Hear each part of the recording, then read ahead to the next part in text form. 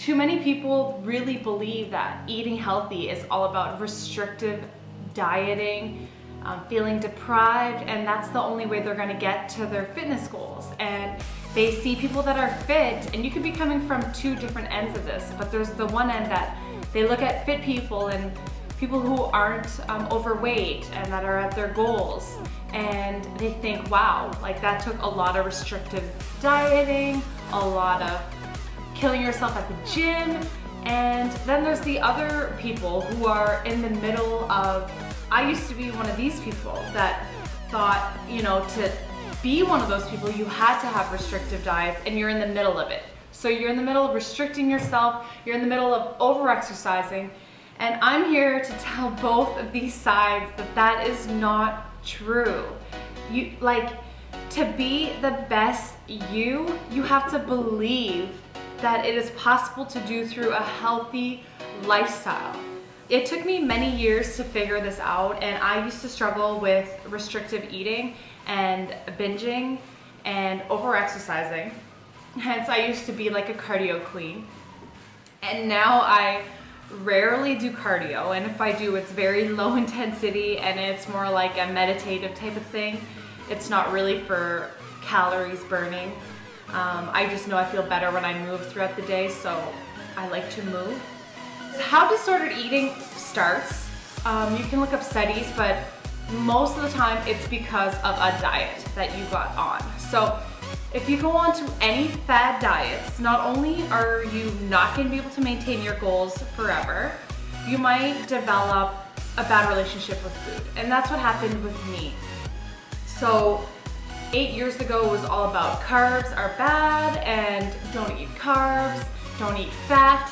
So now carbs are bad, fat's bad. So what we were left eating, if you're in my age group, was vegetables and chicken and fish, and that was it. Like literally, like you couldn't eat anything else. I don't even remember what I ate for breakfast. I think oatmeal was okay, and that's about it. So we're here trying to eat vegetables and white fish or white chicken, and that's pretty much it. Well, I couldn't go to a dinner party. I could go out to restaurants. I didn't hang out with my friends. I just felt like, you know, I had these goals that I wanted to be in the fitness industry, and I was like, if this is what it takes to look this way I want to look, then I'm gonna do it.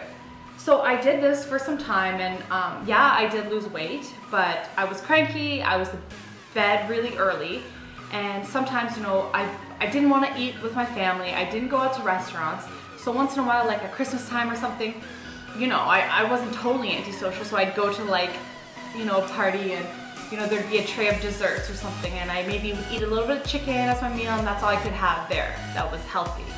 And there'd be like dessert trays, and I'll never forget this one party. And I went over and I had a piece of dessert, and I was just like, oh my God, this is like the best thing I've ever had in my life. So I probably ate like 15 pieces, 10 to 15 pieces. I just ate and ate and ate, and I ate like, there was a lot. So, you know, 15, I didn't eat it all, but I overate. I ate like 10 to 15 squares this big. My stomach was on fire, and this was at a party where people were around. And I remember running home crying that night because I was so upset that like I was gonna put on all this weight from overeating this food. And you know, I just remember crying and being like, how can I undo this? Like, I've never been bulimic or anything like that. So I would just go right back to restrictive eating and over-exercising the next day, thinking, you know, I need to get this fat off. I need to get this fat off. Well, let me tell you, one bad meal doesn't put on weight. Just like one good meal doesn't make you lose weight. So after the cycle kind of continued of restrictive eating, and then sometimes I'd give in to like peanut butter, and I would lose control. So I remember feeling like I would lose control, and I would overeat, and my stomach hurt, and I felt like all the progress I had made in the gym would just go out the window because of this moment of overeating and overindulging and just eating everything I could find for like, I would eat for like an hour, and then I would be like, oh no, what did I just do? Crap, crap, crap. And I would beat myself up, and I would, anyway.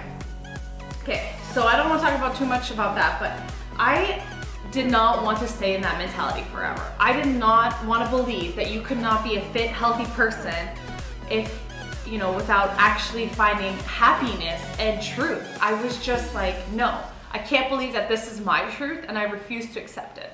So slowly I started, I didn't want to say that any food was off limit.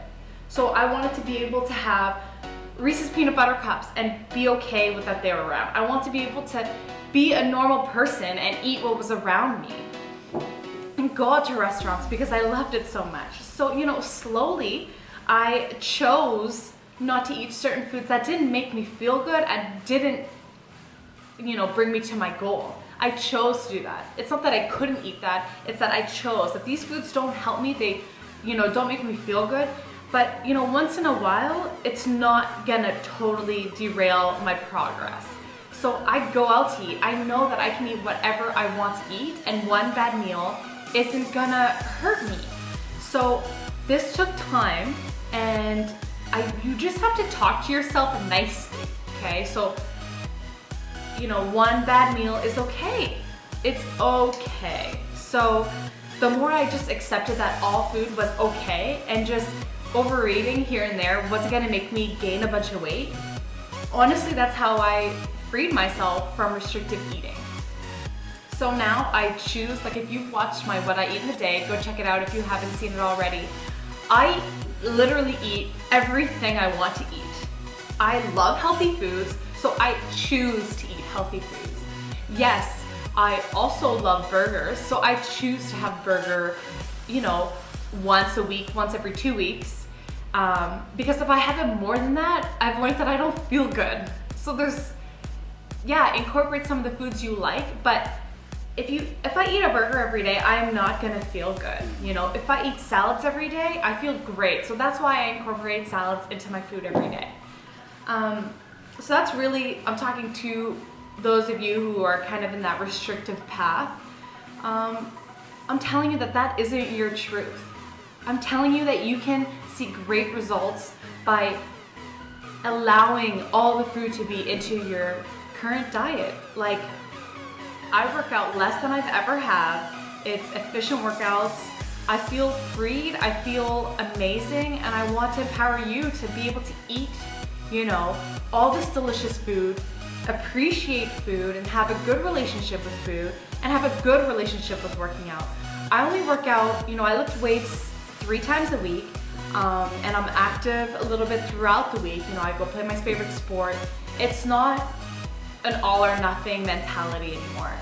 And that's why I love weight training so much, because it boosts your metabolism, it uses food for fuel, it doesn't increase your cortisol and stress hormones, it just makes you become a more fit, fat-burning machine. So that's why I've switched all my workouts, and it's really all catered around my weight training. Yeah, I feel like it's given me the metabolism that I've always wanted, and I mean, it didn't happen overnight, but over time, I've weight trained 2-3 times, maybe 4 times on a really good week.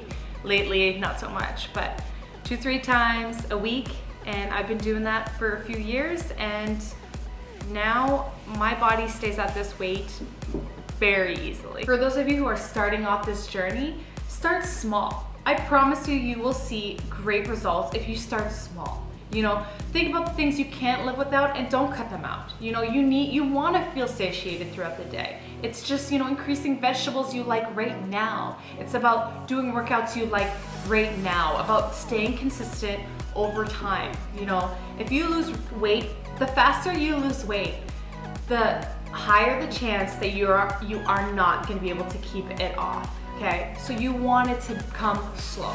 You want to change your lifestyle slowly. I feel so empowered. Like, you might look at me and maybe you think I'm not lean enough, or I'm too muscular, or I'm too lean, or I'm not or I'm not muscular enough, whatever. That makes sense. But you have to be happy with you and realize that we all have different body types, and just make the best of what you have and learn to love yourself. You know, if you can't love yourself at 10 pounds overweight, you're not gonna love yourself when you're not overweight. You know, it's deeper than that. You have to accept who you are, and slowly you will become the best version of yourself. I used to hate my thighs. I would just tear myself up like, your thighs are gross. And I would stare at my thighs while working out to lose weight in my thighs. And now I embrace them. I like that I have muscular legs. It's my body type and I love it. I feel feminine and I wouldn't change it for the world. You know, it's just about a mentality switch. You can be whatever type of person you want to be, but you have to believe.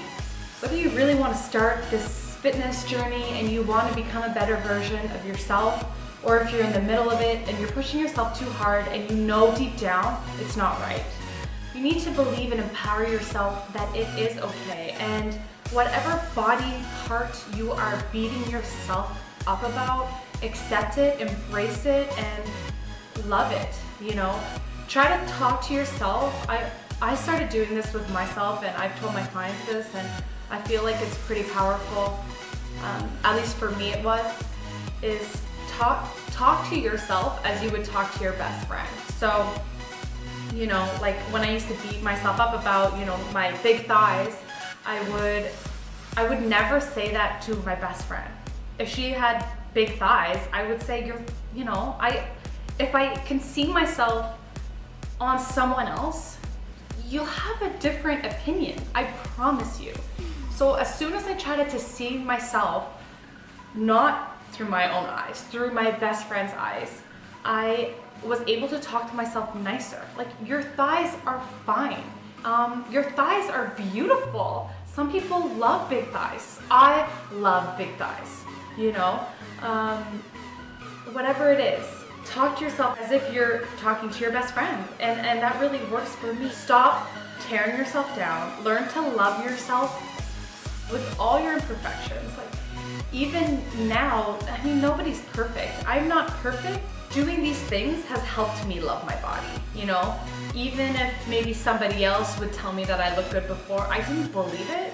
And now I don't need anybody to tell me that I look good because I am happy with how I look. I love that I can go out to eat at restaurants and my metabolism is high enough that it doesn't affect me, that I can stay at this weight and feel free.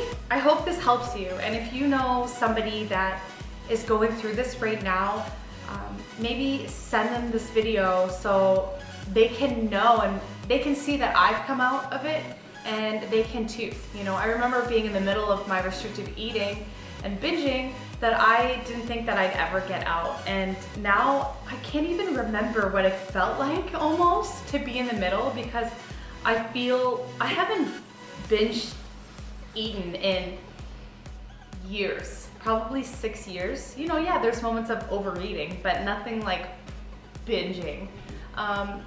Yeah, so I feel free, I feel great, and you can do it too. You can do it too, you know. Being a fit and healthy person is all about eating more healthy foods. It's not about eating less. It's about still feeling satisfied, but eating healthy foods and switching your current recipes to healthier recipes. Going from this takeout to this takeout because this one is so much better for you. It's about being more active. It's not about spending all day, every day in the gym. It's about, you know, being more active a few times a week, right? It's not an all or nothing mentality. You guys can do it. I believe in you. I know you can do it. You need to believe in yourself. You are beautiful the way you are. And it's just about setting mini goals and letting your body become the best version of itself and letting your mind becoming the best version of itself, because you are an amazing, beautiful person and you just need to see that too. Thank you so much for watching, and I'll see you in the next video.